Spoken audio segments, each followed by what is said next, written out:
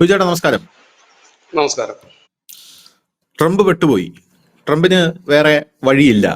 Trump ഇപ്പോ എന്ത് ചെയ്തിട്ടും അങ്ങോട്ട് മെനയാവുന്നില്ലല്ലോ സജി എന്ന് പറയുന്നത് പോലെയാണ് ട്രംപിന്റെ കേസ് എന്ന് പറയുന്നത്.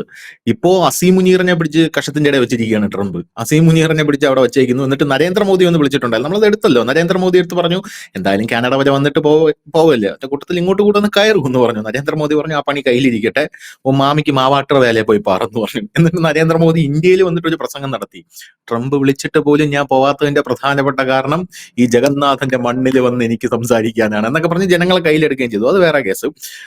അസീം മുനീർ അവിടെ ചെന്നിട്ട് അത് വലിയൊരു ഷെയിമായി പോയി കേട്ടോ. അപ്പൊ ലോക മാധ്യമങ്ങളൊക്കെ പറയുന്നത് ഒരു പാകിസ്ഥാന്റെ ഒരു എന്താ പറയുക, ഒരു കരസേനാ മേധാവി വിളിച്ച് സംസാരിക്കുന്നത് എന്തിനാണ്? അവരുടെ പ്രധാനമന്ത്രി വിളിച്ച് സംസാരിച്ചൂടെ എന്നാണ് പറയുന്നത്.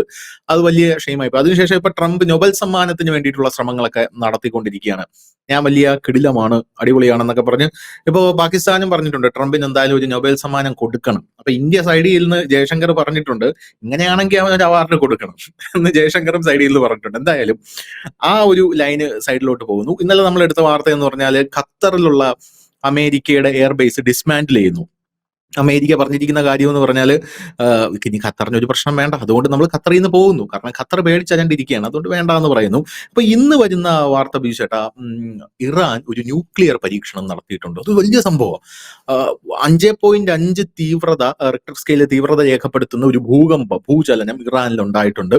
അപ്പൊ നമുക്കറിയാലോ, നമ്മൾ പാകിസ്ഥാനിൽ മറ്റേ കിരാണ ഹിൽസിൽ അടിച്ച ശേഷം പാകിസ്ഥാനിൽ എപ്പോഴും ഭൂചലനം 4.4 റിക്ടർ സ്കെയില്, 4.5 റിക്ടർ സ്കെയിലൊക്കെ എപ്പോഴും ഭൂചലനം ഉണ്ടായിക്കൊണ്ടേ ഇരിക്കുകയാണ്. അത് നമ്മുടെ നാട്ടുകാർ ശ്രദ്ധിക്കുന്നില്ല. ഞാൻ മനസ്സിലാക്കുന്നത് അവിടെ വലിയ ഒരു പ്രവർത്തനം ഇന്ത്യ നടത്തിയതിന്റെ ഭാഗമായിട്ടാണ് എന്നുള്ളതാണ് ഞാൻ മനസ്സിലാക്കുന്നത്. എന്തായാലും ഇപ്പോ വലിയൊരു ഭൂചലനം ഉണ്ടായിരിക്കുന്നു. ഇത് ലോകരാജ്യങ്ങളെ മുഴുവൻ ചൊടിപ്പിച്ചിട്ടുണ്ട്. റഷ്യയും ചൈനയും അടക്കമുള്ള രാജ്യങ്ങൾ ഇറാന് കട്ട സപ്പോർട്ടുമായിട്ട് രംഗത്തുണ്ട്. കിം ജോങ് ഉൻ, നമ്മൾ പറയുമ്പോൾ എല്ലാം പറയണമല്ലോ, ലോകത്തെ ഏറ്റവും വലിയ വേട്ടാവളിയൻ അയാളാണെന്നാണ് നമ്മൾ പറഞ്ഞുകൊണ്ടിരുന്നത്. ഒരു ഉരുളക്കിഴങ്ങിന് കൈയും കാലും വെച്ച പോലെയാണ് നടക്കുന്നത്. പക്ഷെ അയാളുടെ ഒരു അറിയാലോ, അയാൾ എന്ത് പറഞ്ഞാലും ഒരു ബോംബിട് 2 ബോംബിട് എന്നുള്ളൊരു സംസാരം മാത്രമേ ഉള്ളൂ. അല്ലാതെ അയാളുടെ ചർച്ച എന്ന് പറഞ്ഞ സാധനമില്ല. ഇപ്പോ ആ കിം ജോങ് ഉന്നാണ് ലോകത്തിൽ ഏറ്റവും സമാധാനമുള്ള വ്യക്തി എന്ന് നമുക്ക് ചില സമയത്ത് തോന്നിപ്പോകും ഈ ലോകത്ത് കിടക്കുന്ന യുദ്ധം കണ്ട. കാരണം പുള്ളി അതിലൊന്നും ഇടപെടുന്നില്ല. പക്ഷെ കഴിഞ്ഞ ദിവസം പുള്ളി വന്ന് പറഞ്ഞത് ഞങ്ങൾ ഇടപെടാൻ പോവുകയാണ്, ഞങ്ങൾ ഇറാന് വേണ്ടി ഇറങ്ങാൻ പോവുകയാണ്. റഷ്യ, ചൈന, പിന്നെ നമ്മുടെ കിം ജോങ് ഉൻ, ഈ 3 രാജ്യങ്ങളും ശക്തമായിട്ടുള്ള താക്കീത് ഇറാന്റെ ഭാഗത്തു നിന്നുകൊണ്ട് അമേരിക്കയ്ക്ക് കൊടുത്തിട്ടുണ്ട് എന്നുള്ള റിപ്പോർട്ടുകൾ പുറത്തു വരുന്നുണ്ട്. അപ്പൊ ഇതൊരു വലിയൊരു വലിയൊരു സീനിലേക്ക് യുദ്ധം പോവുകയാണെന്നുള്ള കാര്യത്തിൽ തർക്കമില്ല. ഇപ്പൊ കിട്ടുന്ന റിപ്പോർട്ടുകൾ അനുസരിച്ച് ഈ ന്യൂക്ലിയർ ഒരു പരീക്ഷണം ഇറാൻ നടത്തിയ ശേഷം സൗദി അറേബ്യ കൂടെ ഇതിൽ ഒരു ഫ്രണ്ടിലേക്ക് വരുന്നു എന്നാണ് നമുക്ക് മനസ്സിലാക്കാൻ സാധിക്കുന്നത്. ഈ വാർ ഫ്രണ്ടിലേക്ക് വരുന്നു എന്നാണ് മനസ്സിലാക്കാൻ സാധിക്കുന്നത്. അത് പറയുന്നതിന്റെ പ്രധാനപ്പെട്ട കാരണം US എയർഫോഴ്സ് പ്രിൻസ് സുൽത്താൻ എയർബേസ്, സൗദി അറേബ്യയിലെ പ്രിൻസ് സുൽത്താൻ എയർബേസ് ഇപ്പൊ ത്വരിതഗതിയിൽ അതിഭീകരമായിട്ട് അവർ പണിതുകൊണ്ടിരിക്കുന്നു എന്നാണ് പറയുന്നത്. ഇപ്പോൾ അവരുടെ 135 ടാങ്കറുകൾ, 22 KC, F-16 53 എണ്ണം, പിന്നെ C-10Cയുടെ 130 എണ്ണം എല്ലാം അവിടെ കൊണ്ട് വിന്യസിച്ചിട്ടുണ്ട്. കഴിഞ്ഞ 24 മണിക്കൂറിൽ ചെയ്ത സംഭവങ്ങളാണ് അവര്. എന്തായാലും ഇത് പ്രതിരോധ വിദഗ്ധർ പറയുന്നത് ജോർദാന്റെ മുവാഫാഖ് സാൾട്ടി ബേസിൽ നിന്ന് അമേരിക്ക എന്തായാലും സ്ട്രൈക്ക് ചെയ്യാനുള്ള ഒരു സാധ്യതയുണ്ട്. അതിന്റെ കൂട്ടത്തിൽ സമാനമായിട്ടുള്ള പൊട്ടൻഷ്യൽ ഉള്ള ഒരു എയർബേസ് സൗദിയിൽ ഉണ്ടാക്കിയെടുക്കാനാണ് ഇപ്പോ അമേരിക്ക സൗദിയിൽ വളരെ വേഗത്തിൽ ശ്രമിച്ചുകൊണ്ടിരിക്കുന്നത്. അതായത് ഇറാൻ ഈ ന്യൂക്ലിയർ ഈ പരീക്ഷണം നടത്തിയ ഉടനെ തന്നെ ശ്രമിച്ചുകൊണ്ടിരിക്കുന്നതെന്ന് പറയുന്നു. അപ്പോ സൗദി കൂടെ ഈ ഒരു യുദ്ധത്തിലേക്ക് വരുമ്പോൾ ഇറാൻ ആദ്യത്തെ വാണിംഗ് കൊടുത്ത സൗദിക്കാണ്. നിങ്ങൾ ഇറങ്ങിയാൽ നിങ്ങളെയും ഞങ്ങൾ അടിക്കും എന്നാണ് സൗദിയോട് ഇറാൻ പറഞ്ഞിരിക്കുന്നത്. ഈ യുദ്ധം ഇപ്പൊ സമാധാനപരമായിട്ടുള്ള ഈ ഖത്തർ, സൗദി അറേബ്യ, UAE ഇങ്ങനെയുള്ള രാജ്യങ്ങളിലേക്ക് വ്യാപിക്കാനുള്ള സാധ്യതയുണ്ട്. ഞാനിത് ചോദിക്കുമ്പോൾ ബാലിശമാണെന്ന് തോന്നുന്നു. പക്ഷെ അത് ട്രംപ് എന്ന് പറയുന്ന അപ്പുറത്ത് ഒരു നിലപാടും ഇല്ലാത്തൊരു മനുഷ്യൻ നിൽക്കുന്നതുകൊണ്ടാണ് ഞാനിത് ചോദിക്കുന്നത്. അയാളുടെ നിലനിൽപ്പിന് വേണ്ടി എന്തും ചെയ്യും. സൗദി അറേബ്യയെ പിടിച്ച് ഫ്രണ്ടിൽ നിർത്തിയിട്ട് സൗദിക്ക് കിട്ടുന്ന അടിയെല്ലാം കൊടുത്തിട്ട് അയാൾ സുഖമായിട്ട് അമേരിക്കയിലേക്ക് തിരിച്ചു പോവുകയും ചെയ്യും. പല രാജ്യങ്ങളിലോട്ട് പോയി ഞങ്ങൾ നിങ്ങളെ സംരക്ഷിക്കാമെന്ന് പറഞ്ഞ് അവിടെ എല്ലാം എയർബേസ് ഉണ്ടാക്കി അവിടെ നിന്ന് വേറെ രാജ്യങ്ങളെ സ്ട്രൈക്ക് ചെയ്തിട്ട് കിട്ടുന്ന അടിയെല്ലാം ആ രാജ്യങ്ങൾക്ക് മേടിച്ചു കൊടുത്തിട്ട് പോകുന്ന ഒരു സ്വഭാവമാണ് അമേരിക്കയ്ക്കുള്ളത്. ഈ അങ്ങനെ ഒരു രീതിയിലേക്ക് ഇത് മാറുമോ? എന്താ തോന്നുന്നത്? ഞാൻ 2 ദിവസം മുമ്പ്, കൃത്യമായി പറഞ്ഞ 19-ാം തീയതി നമ്മൾ നടത്തിയ ഈ ഒരു അനാലിസിസിന്റെ ഇതില് ഞാൻ കൃത്യമായിട്ട് പറഞ്ഞു 2 ദിവസത്തിനുള്ളിൽ ട്രംപ് ഒരു നിലപാടിലേക്ക് നീങ്ങിയില്ലെങ്കിൽ പെട്ടുപോകുന്ന ട്രംപ് മാത്രമായിരിക്കും, വേറെ ആരും പെടാനില്ല. കാരണം അതെ. ഇതിനകത്ത് പിന്നെ എന്താണ്, മറ്റേ ചാടി ഇറങ്ങിയ പാർട്ടിയാണ്. അപ്പൊ ഇനി തിരിച്ച് പുള്ളിക്ക് കയറാൻ വയ്യ. എല്ലായിടത്തും പെട്ടുപോയി, പുള്ളിയുടെ സ്വന്തം രാജ്യത്ത് പുള്ളിയുടെ സ്വന്തം പാർട്ടിക്കാരുടെ ഇടയിലും പെട്ടുപോയി. അങ്ങനെ മൊത്തത്തിൽ പെട്ട് കിടക്കുകയാണ്. അപ്പൊ എന്തെങ്കിലും ഒരു ഉറച്ച തീരുമാനം പുള്ളിക്ക് എടുത്തേ പറ്റൂ. ഇപ്പൊ ഈ അവസരത്തിൽ പുള്ളി എടുത്ത് 2 ആഴ്ചത്തെ സമയമാണ്. അതിന് പുള്ളിക്ക് കാരണങ്ങളുണ്ട്. ഒന്ന്, പുള്ളിയുടെ പാർട്ടിയുടെ അകത്ത് നിന്ന് തന്നെ പുള്ളിക്ക് ഒരു പൂർണ്ണ പിന്തുണ നേടിയെടുക്കാൻ ഒരു സമയം ആവശ്യമാണ്, ഒരു ഷോർട്ട് ടൈം എങ്കിലും അദ്ദേഹത്തിന് ആവശ്യമുണ്ട്. ഒന്ന്.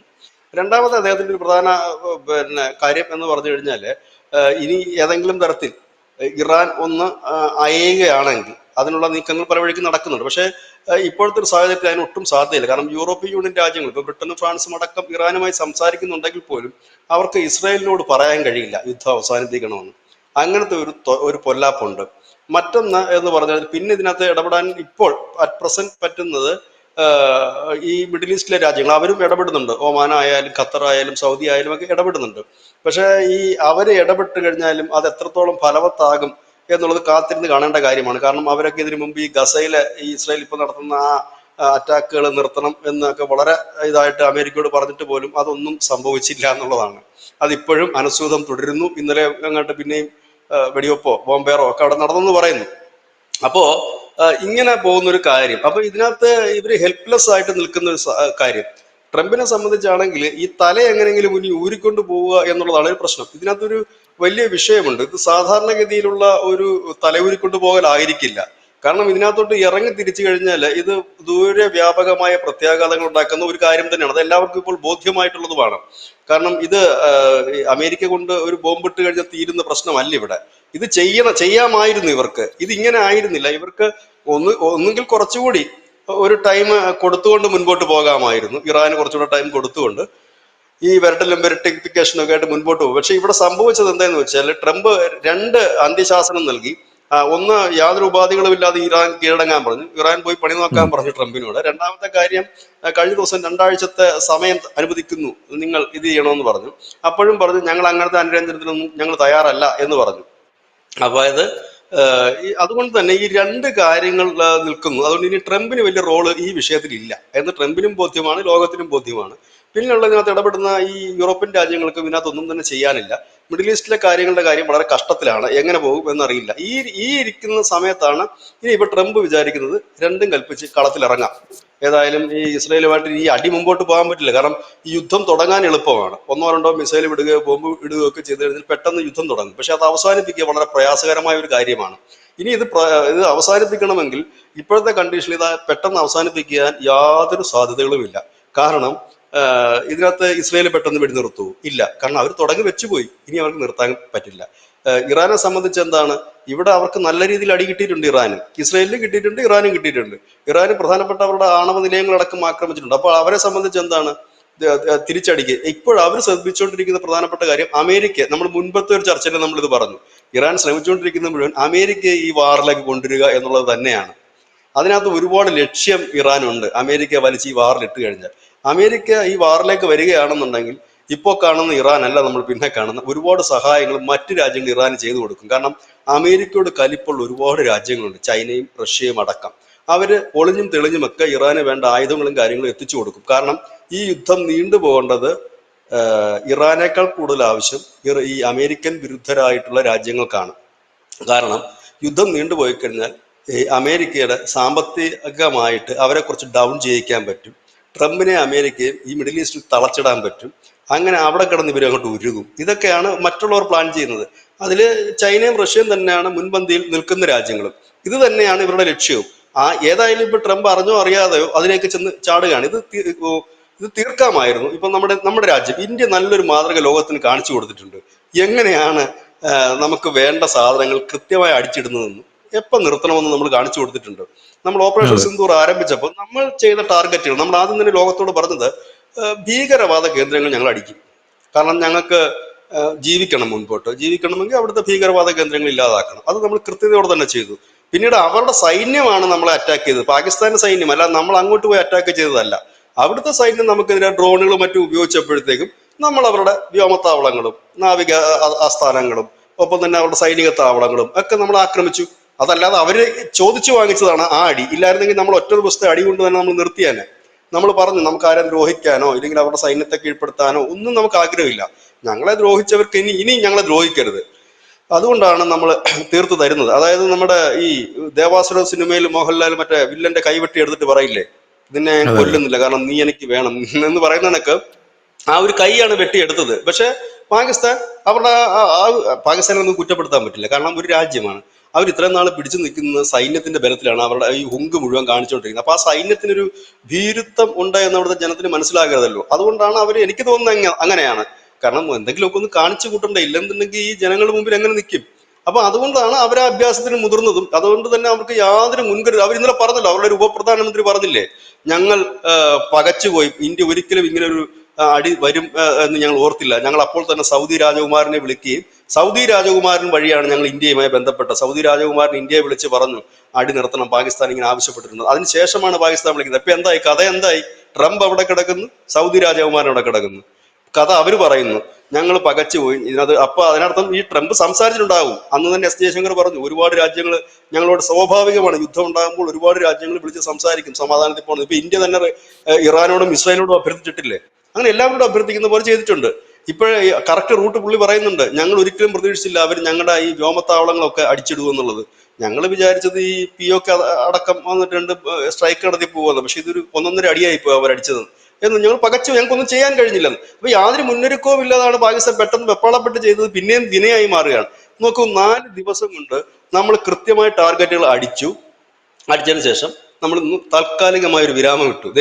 ചെറുതായിട്ടൊരു ഫുൾ സ്റ്റോപ്പ് ഇടുകയാണ് ഇവിടെ.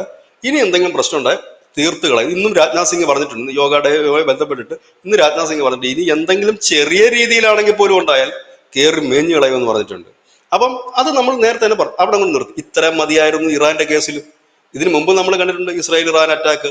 അന്ന് നമ്മൾ തമ്മിലാണ് ചർച്ച നടത്തിയത്. അന്ന് ഇവർ വന്ന് അങ്ങോട്ടൊരു മിസൈൽ ഇങ്ങോട്ടൊരു മിസൈൽ, പക്ഷെ അന്ന് കാര്യമായ നഷ്ടം രണ്ടു കൂട്ടർക്കും ഉണ്ടായിരുന്നില്ല.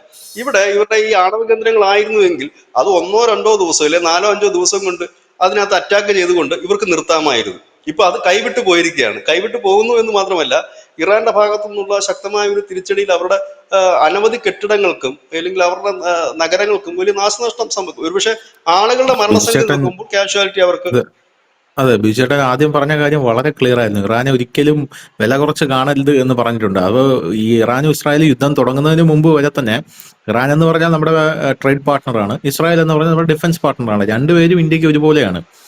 അപ്പോൾ ഇറാനെ എങ്കിലും ഞാനടക്കമുള്ള ആൾക്കാർ ഇറാൻ എന്ന് പറയുന്ന രാജ്യത്തെ വളരെയധികം എന്താണ്, ഒരു ചെറിയ രാജ്യം എന്ന് പറഞ്ഞാൽ വലിയ വലിയ ഒരു ആ, സൈനിക ശേഷിയൊന്നും ഇല്ലാത്ത, ഡിഫൻസിൽ വളരെ ഫ്രണ്ടിലോട്ടല്ലാത്ത ഒരു രാജ്യമായിട്ടാണ് കണ്ടത്. പക്ഷേ ഇറാന്റെ അടിയിൽ ഇസ്രായേലിന് നല്ല രീതിയിലുള്ള ക്ഷതം സംഭവിച്ചിട്ടുണ്ട് എന്നുള്ളത് സത്യമായിട്ടുള്ള കാര്യമാണ്. നല്ല രീതിയിലുള്ള ക്ഷതം സംഭവിച്ചിട്ടുണ്ട്.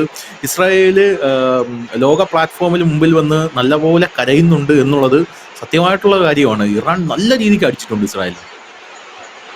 അല്ല, അതാ ഞാൻ പറഞ്ഞില്ല, ഞാൻ ഈ യുദ്ധം തുടങ്ങുന്നതിന് മുമ്പ് തന്നെ ഞാൻ പറയുന്നുണ്ട്, ഇറാൻ മറ്റുള്ള അതെ, അതെ. രാജ്യങ്ങൾ പോലെ അല്ല മിഡിൽ ഈസ്റ്റിലെ. അവർക്ക് യുദ്ധം ചെയ്ത എക്സ്പീരിയൻസ് ഉണ്ട്. അവർ 10 വർഷമാണ് ഇറാൻ ഇറാഖ് യുദ്ധം നടന്നുകൊണ്ടിരുന്നത്. അത് മാത്രമല്ല, ഇറാനും ഇസ്രായേലും തമ്മിൽ ഒരു പായിൽ ഉണ്ടിറങ്ങി കിടന്നവരാണ്. ഇവർക്ക് കാര്യങ്ങൾ ഉം. കറക്റ്റ് അറിയാം. അത് മാത്രമല്ല, ഇറാൻ വളരെ കാലമായി ഇസ്രായേലുമായി യുദ്ധം ചെയ്യുന്ന രാജ്യമാണ്. ഇറാൻ യുദ്ധം ചെയ്യാന്ന് പറഞ്ഞാൽ ഏത് വഴിയാണെന്ന് അറിയാമോ? ഹിസ്ബുള്ളയും ഹൂത്തികളെയും ഹമാസിനെയും വെച്ചിട്ട് യുദ്ധം ചെയ്യുന്നത് മുഴുവൻ ഇറാനാണ്.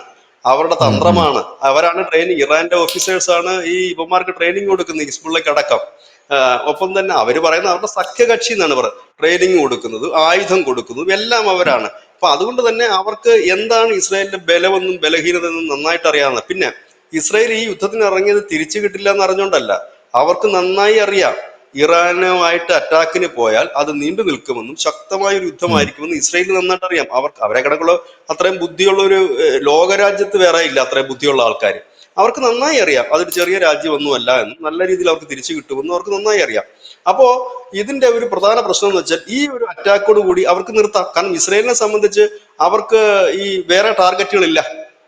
അവരുടെ ആകെ ഒരു ലക്ഷ്യം എന്ന് പറഞ്ഞാൽ ഇവരുടെ ആണവ കേന്ദ്രങ്ങളാണല്ലോ. ഇത് ഉം. ആക്രമിച്ചുകൊണ്ട് ഇവർക്കൊരു സ്റ്റോപ്പ് ഇടാമായിരുന്നു. പക്ഷെ ഇത് അവിടവും കഴിഞ്ഞു.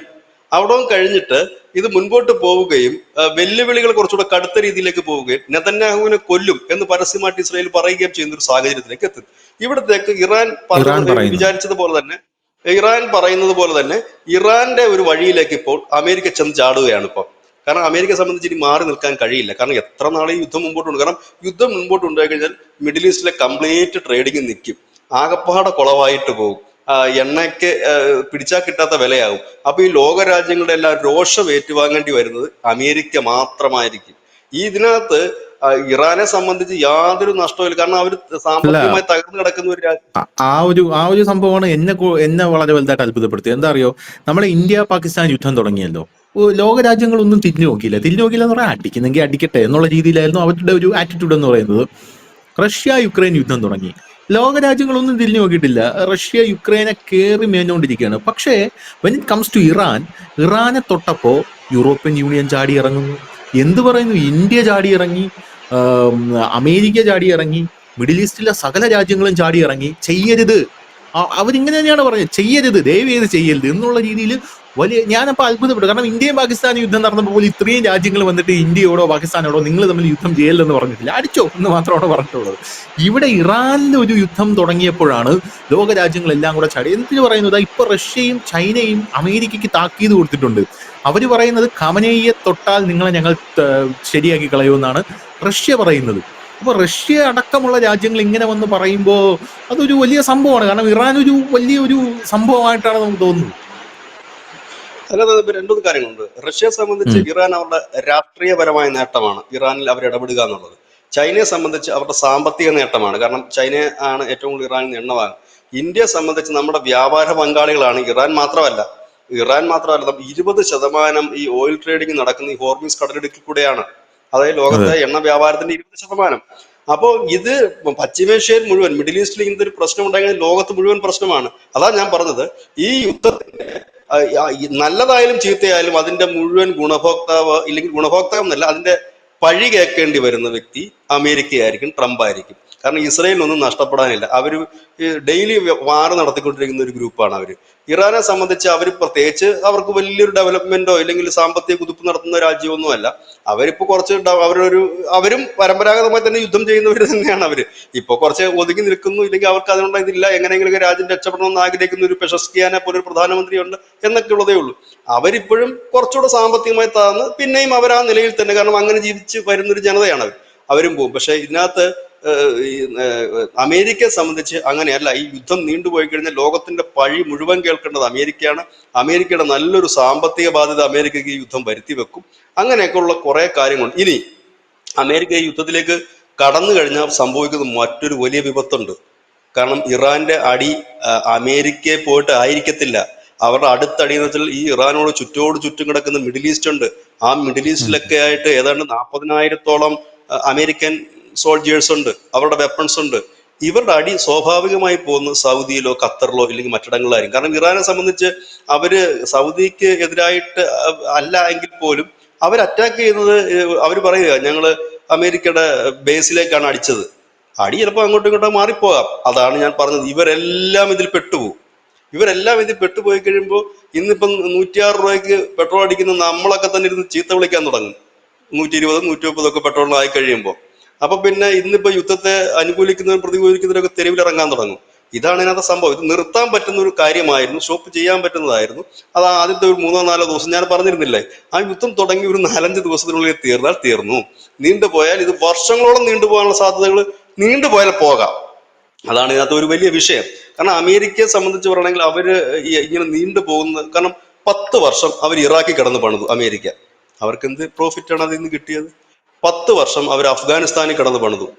എന്നിട്ട് എന്താണ് അവർക്ക് കിട്ടിയത്? അതാണ് അവരുടെ വേറൊരു സംഭവം. അതൊക്കെ കൊണ്ടായിരിക്കണം ട്രംപ് ഒന്നാം ട്രംപ് കയറിയപ്പോൾ പറഞ്ഞത് ഇനി നമുക്ക് അങ്ങനത്തെ പണിയൊന്നും വേണ്ട, നമ്മുടെ പൈസ നമ്മുടെ കിട്ടുന്നതിന് പലയിടത്തും പോയി കിടന്നിട്ട് വല്ലവരും വേണ്ടിയിട്ട് ഇതൊക്കെ ചെയ്യുന്നത് എന്നൊക്കെ അദ്ദേഹം നല്ല കാര്യമായിരുന്നു. പക്ഷെ ഇപ്പോഴും അങ്ങനെയല്ല അവസ്ഥ. നേരെ തിരിഞ്ഞു വന്ന് ഇങ്ങനെ ആയിരിക്കും. കാരണം ഈ യുദ്ധത്തിൽ ഇസ്രയേലിനെ സംബന്ധിച്ച് വിജയമോ പരാജയമോ ഇല്ല. അവരെ സംബന്ധിച്ച് ഇവരെ അടിക്കുക എന്നുള്ള ഒരൊറ്റ ലക്ഷ്യം തന്നെയാണ് അവർക്കുള്ളത്. കാരണം അവരെ സംബന്ധിച്ച് ഇവരുടെ മർമ്മപ്രധാനമായിട്ടൊരു ആണവ കേന്ദ്രങ്ങൾ മറ്റേ അടിച്ചു കഴിഞ്ഞാൽ ഇനി അവർക്ക് കുറച്ചുകൂടെ എളുപ്പമാണ് അവശേഷിക്കുന്ന ഹിസ്ബുള്ളെ, ഹമാസിനെയും ഹൂത്തികളെയും തീർക്കാനായിട്ട്. അത്രയും ലക്ഷ്യം മാത്രമേ ഇസ്രയേലിനുള്ളൂ. അതിപ്പോ ഇത് നടന്നില്ലെങ്കിലും ഇസ്രയേൽ അത് ചെയ്യും. കാരണം അവര് ഫുൾ ടൈം വാരിയേഴ്സ് ആയിട്ടുള്ള ഒരു സമൂഹമാണ് അവര്. ഇവിടെ ഇറാനെ സംബന്ധിച്ചാണെങ്കിൽ ഈ അടിയൊക്കെ കഴിഞ്ഞ് കഴിയുമ്പോൾ സ്വാഭാവികമായി തന്നെ ഇറാനെ സഹായിക്കാനായിട്ട് ഒരുപാട് രാജ്യങ്ങൾ വരും. കാരണം ലോകരാജ്യങ്ങൾ വരും, ഇൻഫ്രാസ്ട്രക്ചർ തകർന്നിട്ടുണ്ട്, അടിസ്ഥാന സൗകര്യങ്ങൾ തകർന്നിട്ടുണ്ട്. ഇന്ത്യക്ക് തന്നെ അവിടെ ഒരുപാട് ജോലികളുണ്ട്. അവിടെ റെയിൽവേയുടെ വർക്ക് നടത്തുന്നത് ഇന്ത്യയാണ്. പോർട്ട് നമ്മളാണ് ചെയ്യുന്നത്. ഇപ്പൊ റോഡിന്റെ ചില കോൺട്രാക്റ്റുകൾ നമുക്കുണ്ട്. അങ്ങനെ ഒരുപാട് കാര്യങ്ങൾ നമുക്കും ഉണ്ട്. അതുകൊണ്ട് അങ്ങനെയാണ് അതിന്റെ ഒരു സാധ്യത പോകുന്നത്. ഏതായാലും ട്രംപിന് ഇത് മാർഗമുള്ളൂ. ട്രംപിന് വേറെ ഒരു മാർഗങ്ങളൊന്നുമില്ല. പേരിനെങ്കിലും പുള്ളി എവിടെങ്കിലും കൊണ്ടുവരണമെന്ന് ഇടണം. ഇത് തന്നെയാണ് ഇറാൻ ആഗ്രഹിച്ചതും. അങ്ങനെ ഇട്ട് കഴിഞ്ഞാൽ അത് വളരെ കാലം നീണ്ടു നിൽക്കുന്ന ഒരു യുദ്ധമാകും. അങ്ങനെ അമേരിക്ക വലിച്ചിടുക എന്നുള്ളത് ഇറാനേക്കാൾ കൂടുതൽ ആവശ്യം റഷ്യ, ചൈന അടക്കമുള്ള രാജ്യങ്ങൾക്കാണ്. അതായത് അമേരിക്ക ഇതിനകത്തിട്ട് വലിപ്പിച്ചുകൊണ്ടേയിരിക്കുക, അവരുടെ ശ്രദ്ധയും സാമ്പത്തികവും എല്ലാം ഇതിനകത്തിലേക്ക് എന്താ പറയുന്നത് ചെലവഴിച്ചുകൊണ്ടേയിരിക്കുക എന്നുള്ളതാണ്. ഒരുപക്ഷെ രഹസ്യമായിട്ട് ഇന്ത്യയുടെ മനസ്സിലും അത് തന്നെ ആയിരിക്കും ആഗ്രഹം. ഇന്ത്യയും അങ്ങനെ തന്നെ ആയിരിക്കും. പരസ്യമായിട്ട് ഇന്ത്യ പറഞ്ഞില്ലെങ്കിൽ പോലും രഹസ്യമായിട്ട് അങ്ങനെ തന്നെ ആയിരിക്കും. അവൻ കൂടെ വരട്ടെ, വന്ന് ചാടട്ടെ, വന്ന് ചാടി അവിടെ കിടക്കട്ടെ, കുറച്ച് അവനും വരട്ടെ നഷ്ടം എന്ന് വിചാരിക്കുന്നുണ്ടാകാം, അറിയില്ല നമുക്ക്. പക്ഷെ ഏതായാലും നമ്മളെയൊക്കെ ബാധിക്കുന്ന ഒരു വിഷയമാണ്. എന്തായാലും നമ്മൾ പ്രതീക്ഷിക്കുന്ന ഒരാഴ്ചക്കുള്ളിൽ ഇതിന്റെ ഒരു തീരുമാനം ഫിനിഷ് ആകും എന്നാണ് നമ്മൾ പ്രതീക്ഷിക്കുന്നത്. ഏതായാലും ഒരു വലിയ അറ്റാക്ക് അമേരിക്കയുടെ ഭാഗത്തുനിന്ന് ഉണ്ടാകുകയും അത് 1-2 ദിവസം കൂടെ നീണ്ടു നിൽക്കുകയും അങ്ങോട്ടും ഇങ്ങോട്ടും നീണ്ടു നിൽക്കുകയും പെട്ടെന്ന് ഒരുപക്ഷെ ഇന്ത്യ തന്നെ പ്രത്യക്ഷത്തിൽ ഇടപെടാൻ സാധ്യതകളും ഉണ്ട്. ഇടപെടുക, എല്ലാവരെയും രാജ്യങ്ങളോട് ഇടപെട്ടുകൊണ്ട് ഇത് നിർത്താനുള്ള സാധ്യതകളാണ് പോകുന്നത്. താങ്ക് യു ചേട്ടാ, താങ്ക് യു സോ മച്ച്.